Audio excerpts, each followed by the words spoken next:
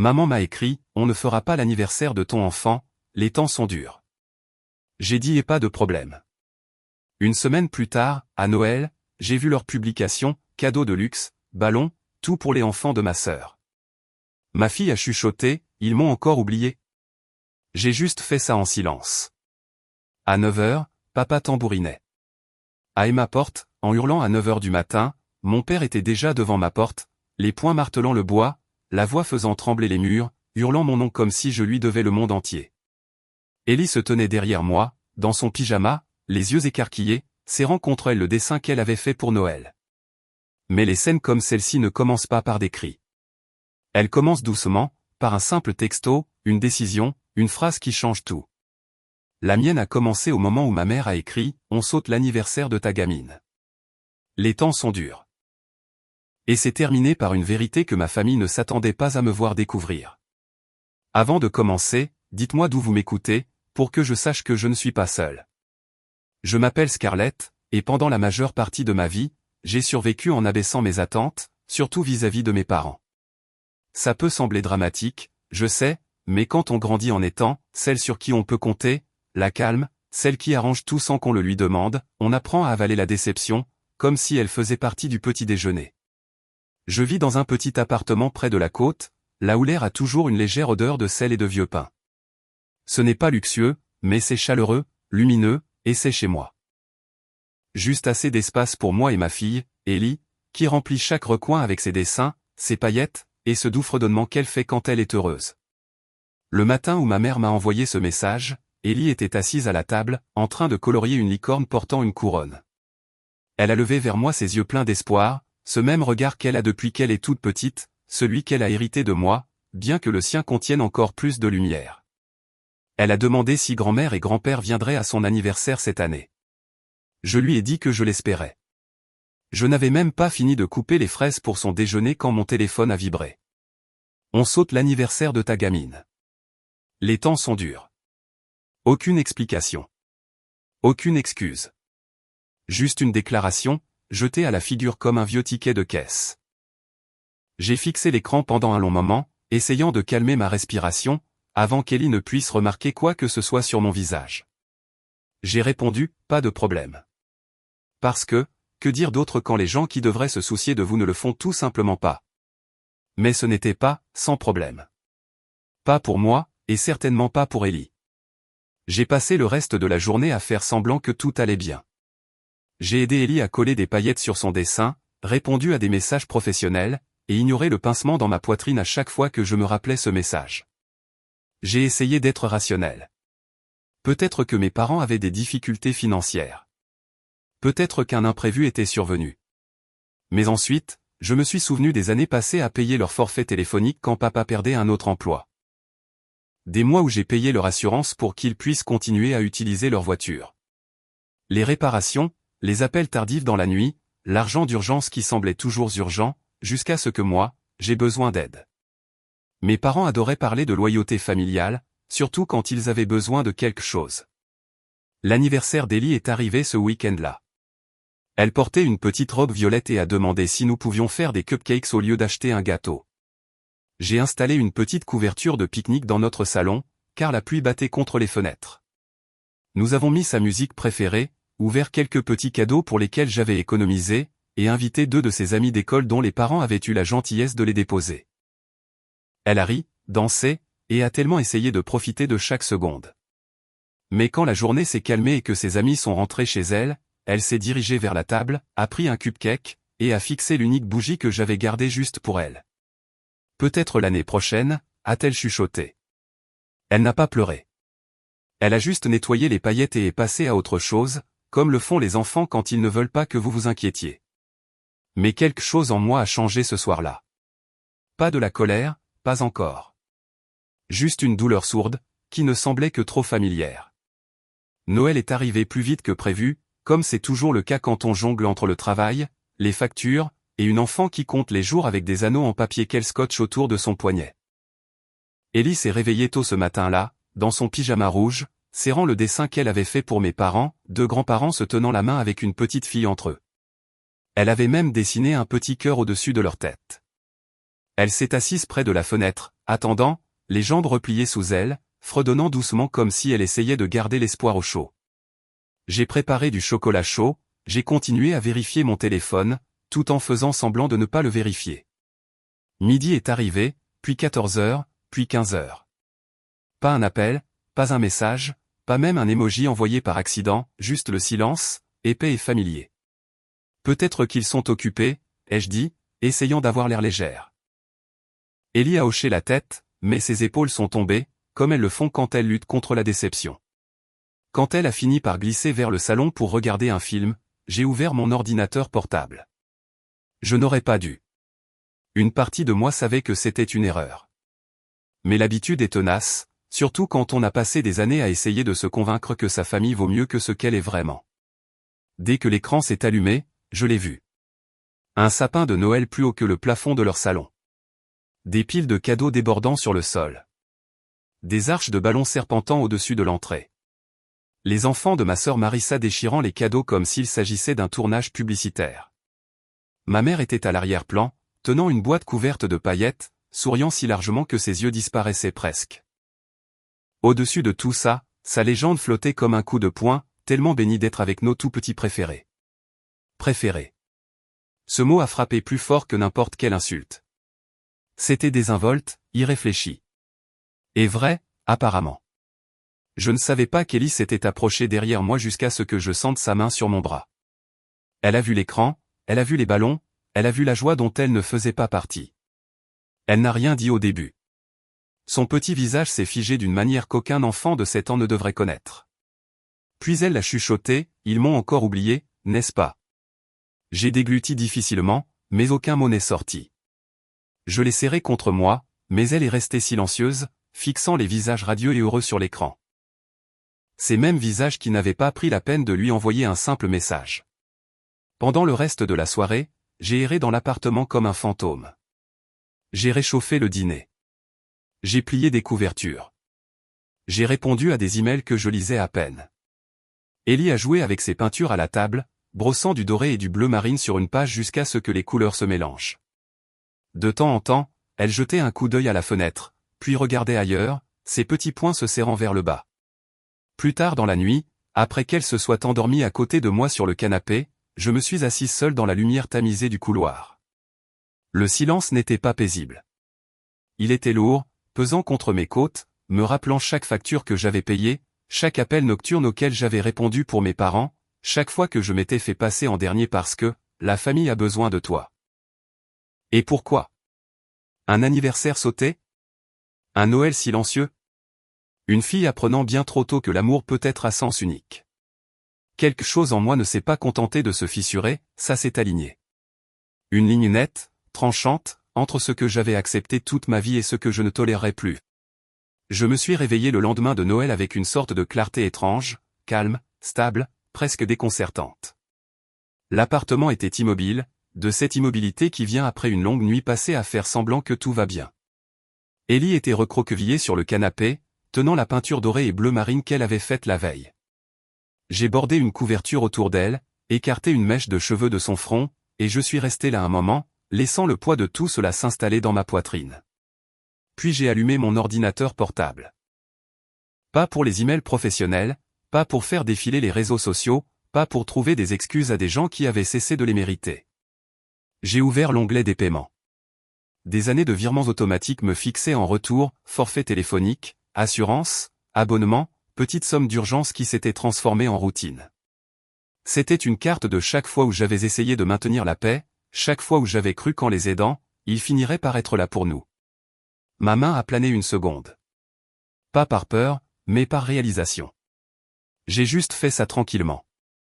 J'ai cliqué sur le premier, annuler. Puis le suivant, et le suivant. Une réaction en chaîne de libération. Pas de musique dramatique, pas de main tremblante, juste un calme que je n'avais pas ressenti depuis des années. Au lever du soleil, tout ce pourquoi il dépendait de moi avait disparu.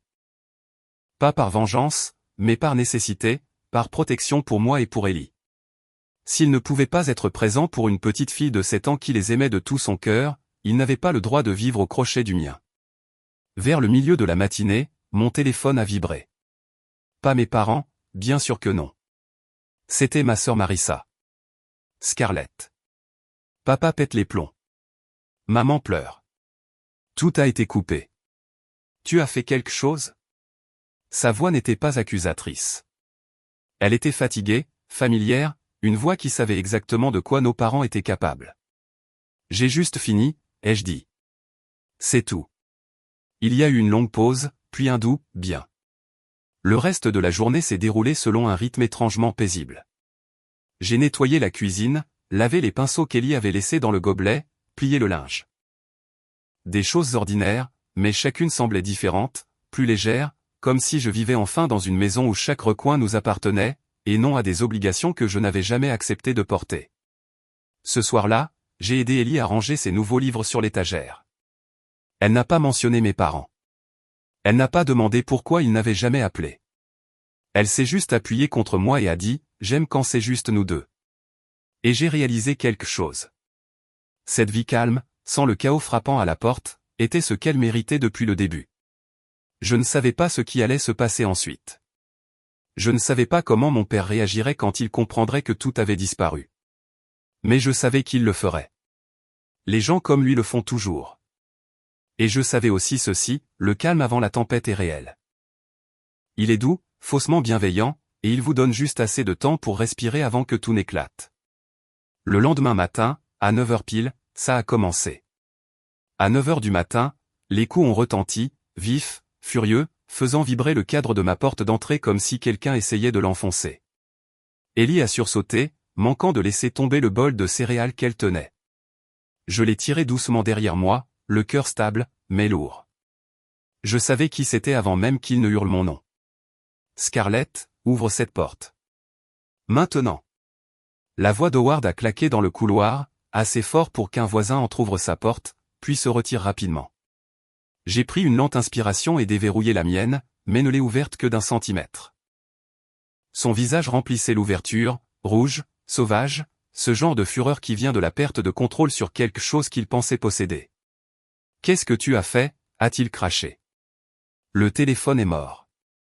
L'assurance a disparu. Même ce foutu abonnement. Tu crois que c'est drôle? Derrière lui, Linda attendait, serrant son sac à main contre sa poitrine, les yeux naviguant entre nous comme si elle voulait parler mais avait oublié comment. Et debout légèrement sur le côté, il y avait Valérie et Tessa, ma tante et ma cousine, les bras croisés, prêtes à juger avant d'avoir entendu un seul mot. Je n'ai pas bronché. Tout ce que je payais, ai-je dit doucement, j'ai arrêté de le payer. Howard a poussé la porte plus large avec sa paume. Je l'ai bloqué avec mon pied pour qu'il ne puisse pas entrer. Ses yeux ont glissé au-delà de moi vers Ellie, qui jetait un coup d'œil depuis le couloir. Tu l'entraînes là-dedans, a-t-il claqué. Tu l'empoisonnes.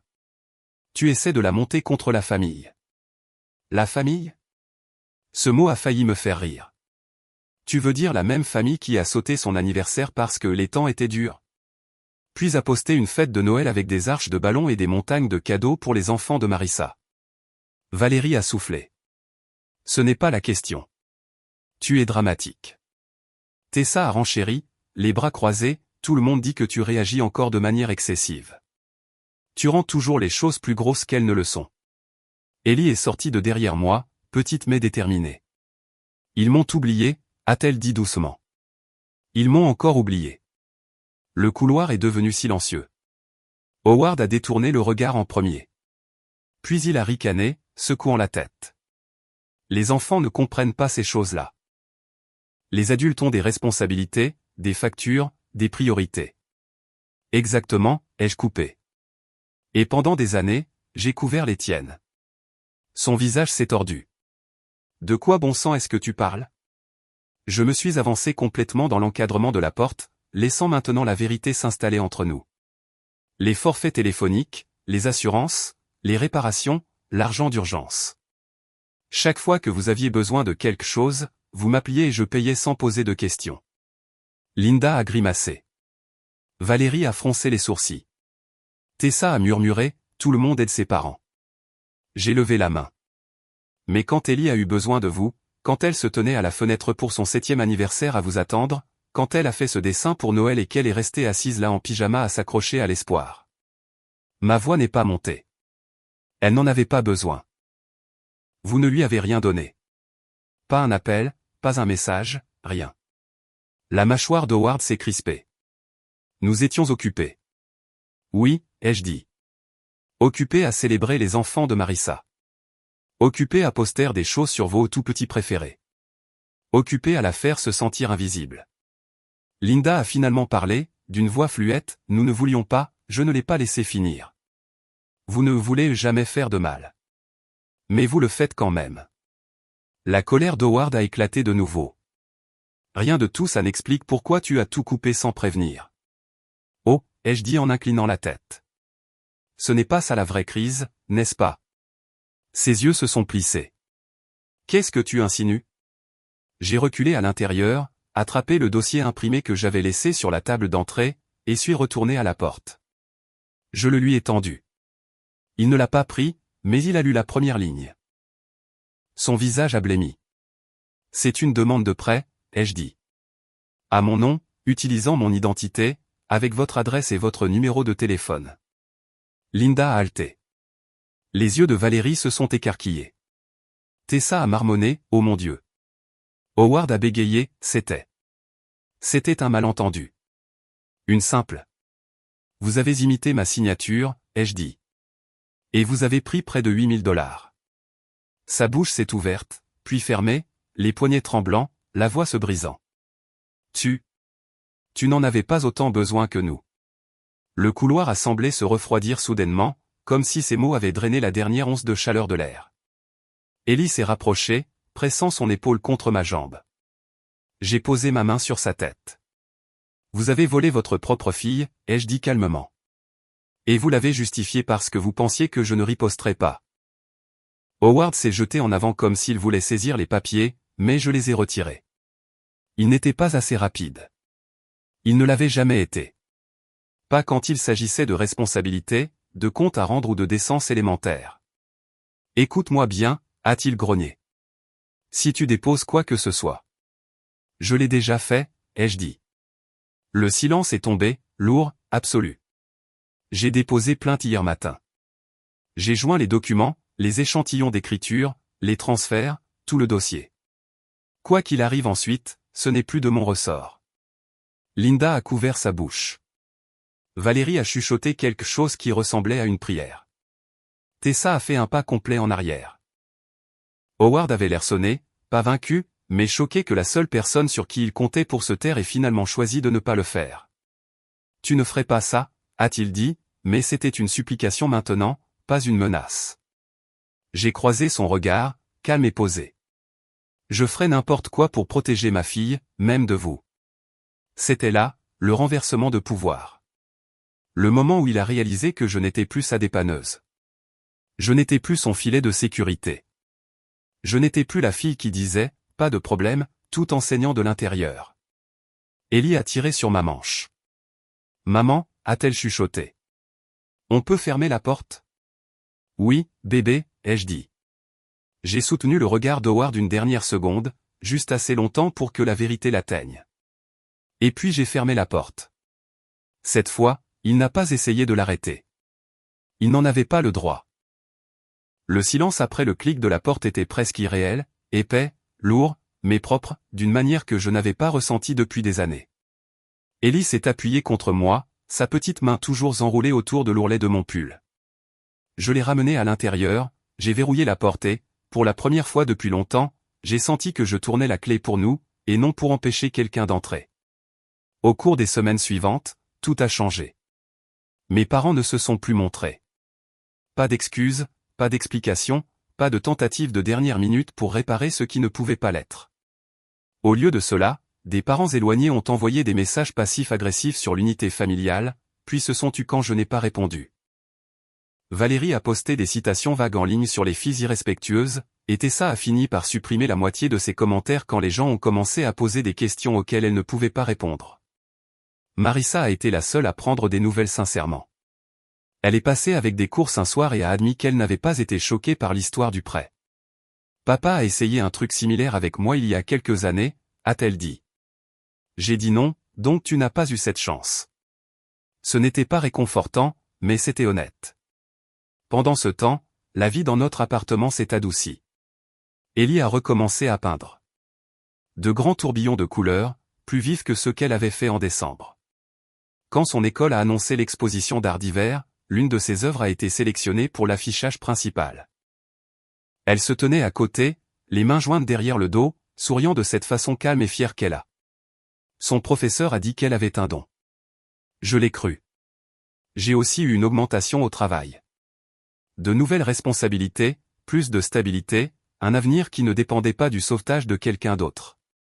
Notre maison semblait différente, plus légère, plus chaude, libérée des obligations déguisées en amour. Il ne nous manquait rien. Nous étions enfin complètes. L'hiver est revenu avant que je ne m'en rende compte.